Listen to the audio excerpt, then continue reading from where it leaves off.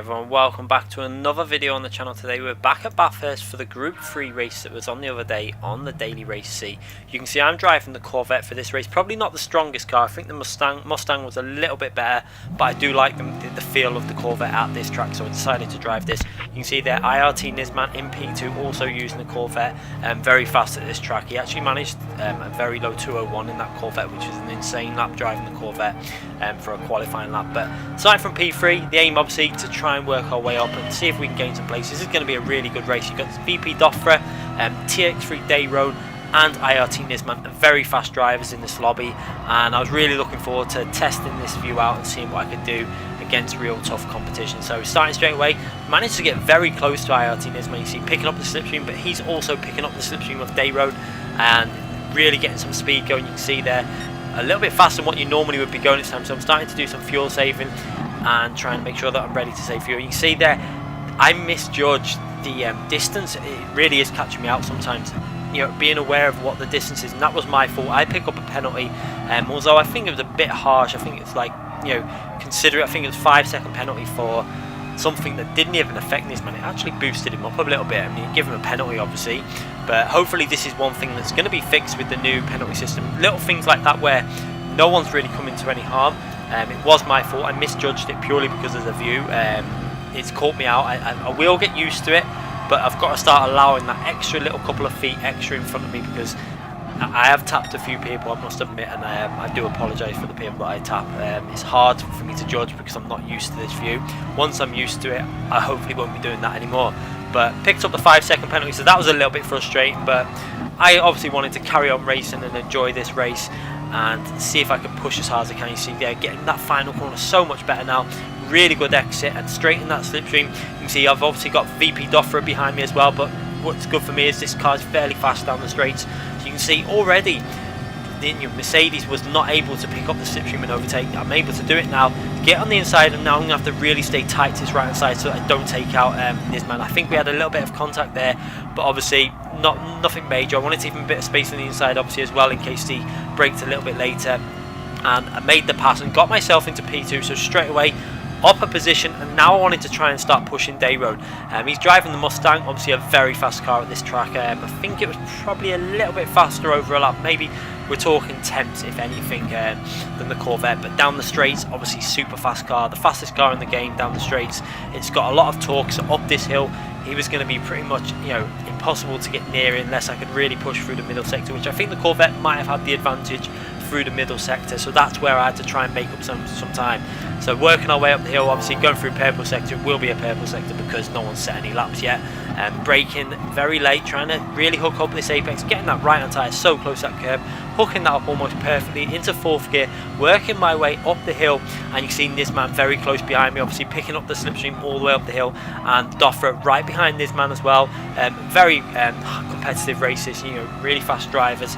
These are the drivers that I really need to be racing against more, and it's great to be able to compete against some of these in the Group 3 cars, because the Group 3 cars in general is not my strongest car class, but now obviously I feel a little bit more competitive and I'm able to push a lot harder, especially going through this section now.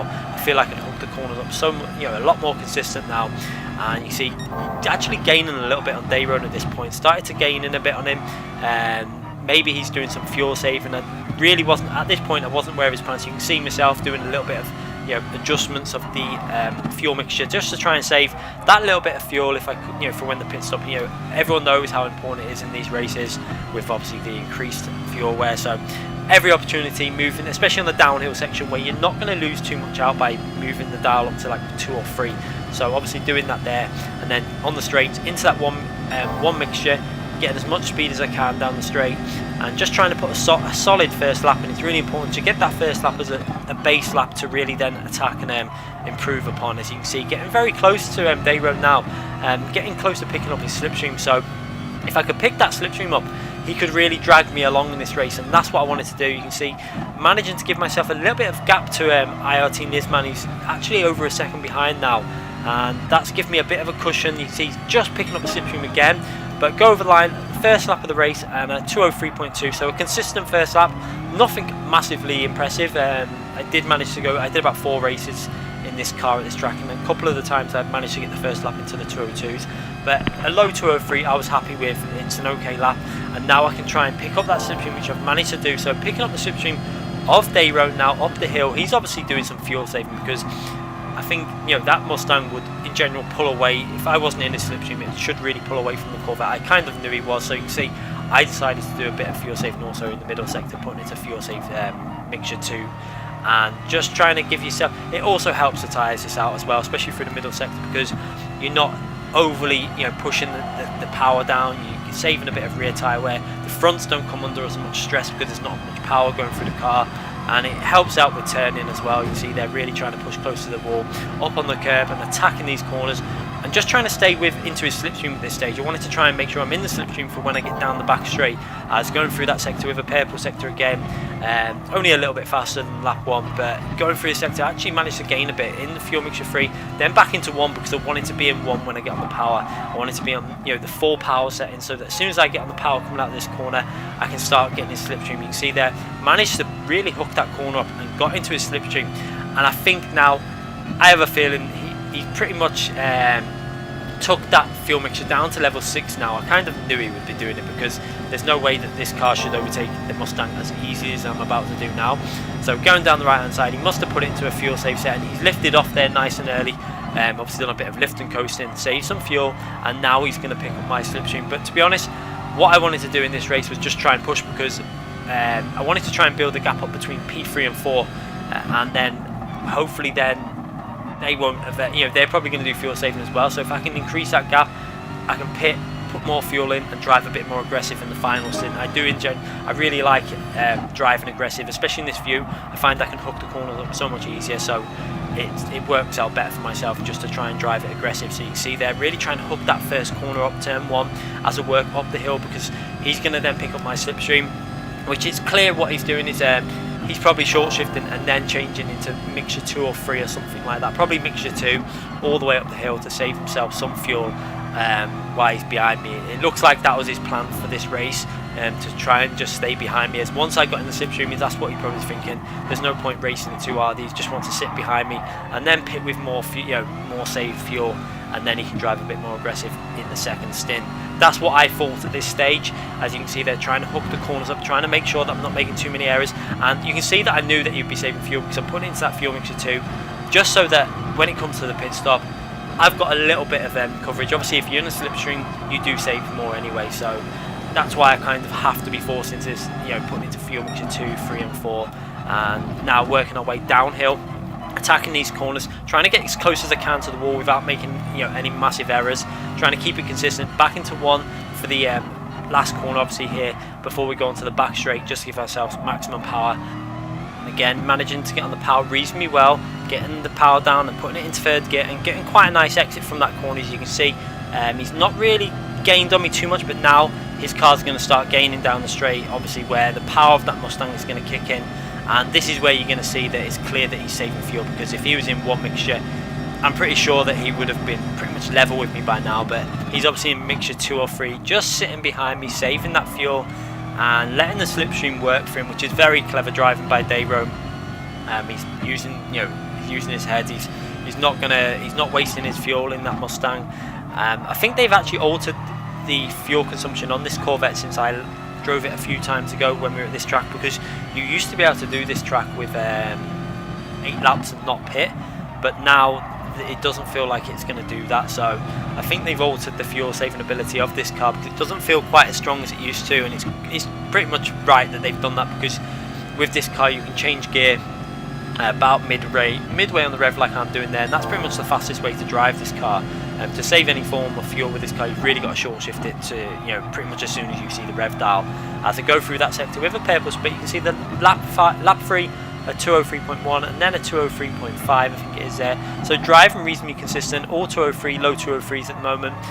Not pushing too hard, obviously a lot of fuel saving going on at the moment, where I'm trying to make sure that I've got a little bit of fuel saved. That I knew that I wouldn't have the same amount as Dayro behind me in that Mustang, especially if he's short shifting that and using mixture 2. Using mixture 2 in general, I find in that Mustang does save you quite a bit of fuel. I've learned that from Monza when using it, especially through the corners there. It does save a bit of fuel as I run a little bit wide there, but luckily just about got it back on track, and then hooked this corner up just about, and then got back into the rhythm fairly quickly. So that didn't really lose me. It probably lost me about 3-4 tenths, maybe half a second, but not a massive loss, and managed to keep myself in the lead. And then going down the back straight, trying to get on the power as early as possible and getting into third gear, and working our way down the straight now, because we're going to pit on this lap. So this is going to be interesting to see how much more fuel he actually did save than me. I did expect it to be quite a lot, because he's been behind my slipstream for 2-3 laps now, just pretty much using me to save fuel. You can see we've got quite a big gap up to P3, which is what I wanted to do. I wanted to push at this stage whilst trying to save as much as I could for the pits, and it's going to be interesting to see what everyone's different fuel is at this stage, as going into the pits now, going into the wide, trying to get a wide point before you turn in, just so I can maximise the entry into the pits. Cut a little bit of that corner onto the curb and really did that nicely. Actually gained a little bit over there, and you can see there visually he saved a big amount more than me. It looks like he's got about 12-13% more than myself. I've got more than Doffre, and it looks like Nisman has actually got a little bit more, about equal to myself, exactly the same, 16%. So that driving there's actually done reasonably well. I've saved the same amount as IRT Nisman. I've given myself a reasonably big lead over them. So I knew I'd be coming out of the pits at this stage, bit behind Dayron, but I've got I wanted to put enough fuel in now to drive reasonably aggressive, because if he's been doing that much fuel saving behind my slipstream, he's then going to have to put more fuel in the pits, and I don't think he did, especially when I realised that he'd come out about 2 seconds ahead, just under 2 seconds ahead. It was clear that he's probably not put enough fuel in to get to the end with driving 100% aggressive. So I felt like I had enough fuel to very close to driving aggressive, as I got a massive amount of oversteer coming off that corner where I was really trying to be aggressive on this outlap. Luckily didn't lose it, kept the power down, got the car back on the line, and didn't lose a massive amount of time, maybe just a couple of temps, 2-3 temps. But this is because I'm driving really aggressively. I wanted to put Dayron under pressure, make him drive aggressively, because if I can force him into pushing hard and he's not got the fuel, it could be interesting on the last few laps. As you can see, they're really trying to push as close as I can to the walls, really taking the corners, as much speed through these corners as possible at this stage. This is the out lap now. I've got fresh tyres, lower fuel, so the car's it's in the best stage it's going to be now pretty much for this race. For the next 2 laps I'm going to be able to really push and get some reasonably good lap times in. Again, trying to make sure I get a nice solid exit from that corner, and again, this is what I'm saying about, if you would have watched any of my previous races at this track in either the Group 3 or Group 4 cars, I always mentioned about my lack of ability to do that final corner before this back straight, but now I can pretty much hook it up nearly every time. It's so much more fun, and it's giving me that little bit more speed down this straight also, which is really helping on in terms of lap time. As you can see, managing to keep that gap as close as I really could at this stage. That bit of oversteer did lose me about 2-3 temps, I think it was, looking at the delta. I'm 2.4 behind Dayron now. He's obviously pushing really hard. You can see some drivers there, P1 and 2, stayed out to the end of lap 6 to pit. I really don't see the point in doing that in these races, because you've got tyre wear on, you end up losing too much time, and then when you come to coming out, you normally lose out more than anything. So I'm back into P2, Dayron's back into P1, and I've managed to gain a little bit of time on him there through turn 1, gained about a tenth on him as we're working our way up this hill, trying to push this car as hard as I can. I feel like he's pushing out this stage also, going through that sector with a purple sector. You can see ILT Nisman there with the fastest lap of the race so far on a 2:03.0 now, but the lap times are going to start coming down for these last few laps where the tyres are fresh and we've got the fuel to push. Some people will have the fuel, some people will end up not having as much fuel. It depends how they were doing the race. I always try to put a little bit more fuel in from the last stint, just so I can drive a bit more aggressive when the car's in its prime with better tyres, lower weight on the car. And you can see actually gaining a bit so far in this lap, gained 2-3 temps on Dayron as I'm pushing really close to that wall, swinging it in, attacking the apex of the curve and getting on the power so early. See how close I came to going a bit too far wide there, but managed to go through that sector half a second faster than my previous best lap, but go a little bit too deep into these corners. Don't lose a massive amount of time, but maybe a tenth or two there, as I don't really hook that up, but managed to save it kind of, and then trying to get on the power nice and early through this corner, really hooked that up and got a really clean, nice exit from the corner. As you can see there, gaining on Dayron there, where I picked the power up really early coming out of that corner and gaining about half a tenth on him, but then the power of that, the Mustang is going to start taking over, and I'm losing a little bit of time now as I go through that mid sector the final sector before the finishing line, and again I'm up on the time and trying to make sure I brake as late as possible without braking too late, braking pretty much perfectly, hitting the apex nice and pretty much on the spot, on the power nice and early, onto the curb, and nearly lost it again where I'm really pushing and maybe lost a bit of time there, and then braking down into second gear, trying to get it as close to apex, getting on the power as early as I can, and again you can see how much I'm trying to push. I'm really driving aggressively here, and you know, a 202.4, not a bad lap, a reasonable lap. I think that would have been faster without the little errors there, without them oversteer moments. I think possibly, you know, with at the end of the lap towards the back straight, before we got the back straight, I lost about 10, so there was potential to get that down to a very low 2 minutes, and that's reasonably good lap considering I've got no slipstream at all. So really happy with how this Corvette is handling at this track. It's driving really nice, enjoying the way it drives, especially from this view. It feels like it's got a little bit more grip now, and I feel like I can get on the power a little bit earlier and catch any moments a little bit easier. And I've actually managed to gain on Dayrone, but now he's obviously going to start pushing as well. If he's got the fuel to do it, we'll see now. I've actually gained a bit on him so far this lap. It's whether he's going to start really pushing it through the final sectors and on the back straight. That's where that car will gain, if he really does push hard in the car and use up some of the revs down the back straight.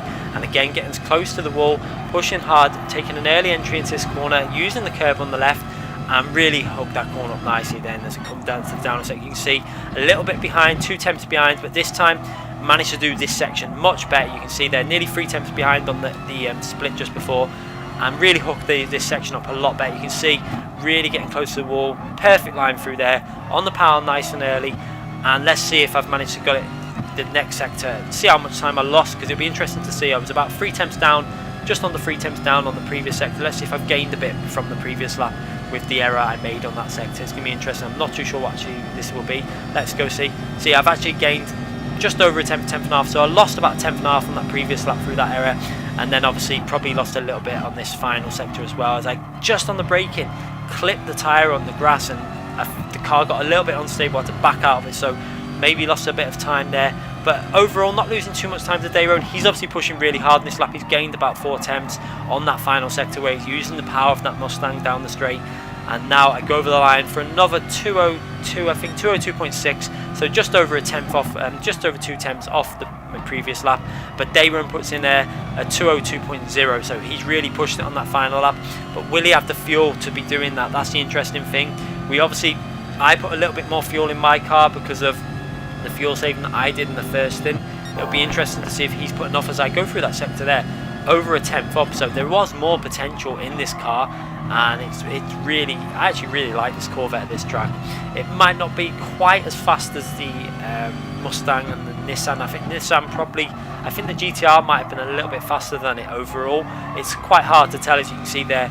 Tyres are starting to wear as I'm driving this as aggressively as I can. I actually lost out quite a big amount there where I lost the rear a bit, tried to get on the power, had to back off, then get back on the power, and then skim the wall. So lost about half a second. You can see there, Doffra behind me gained a big chunk of time on me, about 4 or 5 tenths, and Dayrone 2.4 seconds ahead. So it looks like he's having to do some fuel saving because I'm gaining down to 2.1. He's obviously having to save some fuel here. I think he might have pushed it a bit too hard to get the fastest lap of the race. He obviously wanted that fastest lap of the race, so he pushed really hard in that previous lap, down under 2 seconds now. You can visually see in front of me, he must be saving fuel, down to 1.7 seconds, and I could see him getting closer. You could see on that corner there, as we go into the back straight, I was on the power so early, I wanted to get as close as I could. I knew I had the penalty in front of me, but I kind of just forgot about the penalty. When I was actually driving, I totally forgot about that penalty. I forgot I even had it. Even though it's in the screen there right in front of you, I was that focused on Dayrone, I just totally forgot. I was just thinking I might be able to overtake him here and get myself into the P1. And look how close we are now, coming into the final stretch of track, bit of track before the finishing line. Down under half a second. He's clearly having to do lift and coast, and he's running pretty much on fumes, I get the feeling. Getting on the power nice and early, trying to get as close as I can. Now this is a point where I've realised I've got the penalty. I braked and slammed on, and unfortunately I didn't get rid of it soon enough because I forgot about it. Doffra ends up taking P2, which is a little bit annoying because really, if I would have braked about a second before, I would have had an easy P2, a comfortable win by a few seconds. But I totally forgot. I was in too much of a zone of trying to catch Dayrone and get past him. but still not the worst result P3. But I showed that I had the pace to push Dayrone, which is the most important thing. I really enjoyed that race. It was really entertaining to see that he was running out of fuel and I had the fuel, and a thoroughly enjoyable race. Hope you guys enjoyed it. I thoroughly enjoyed it, and I'm going to be back with more. I have actually got another really good race with IRT Nisman that I'm going to upload probably in about a week's time. I have the same track, and it was a really fun battle with Nisman that I've got to upload, so I'll do that hopefully next week, and hopefully tomorrow we'll have the FIA race. I'm not expecting too much from the Blue Moon Bay race because the car, obviously front engine's not very strong for the fast corners, so that track is just going to be about enjoying it. I'm just going to try and enjoy the race. I know that I'm not really going to be able to do too much, so I'm just going to try and get the best result I can, have fun, try and get some slipstreams of other drivers, see if I can get a better result than I really should, and then hopefully also do the Nations race tonight as well. That race I'm really looking forward to. Managed to get myself into P6 in the top 10 stars earlier on. Well, it was last night that I did it. I was still in P6 earlier on. I don't know if I'm still there now. Hopefully I'm in the top 10 still. But that race should be really competitive. I feel like I've got the speed in that car or that track to do really well. So that should be an interesting one. So hopefully I have them two races uploaded over the next few days. So make sure you subscribe to the channel if you haven't already subscribed. I do upload every single day. And click that notification button so you don't miss any videos. Thanks again for watching, everyone.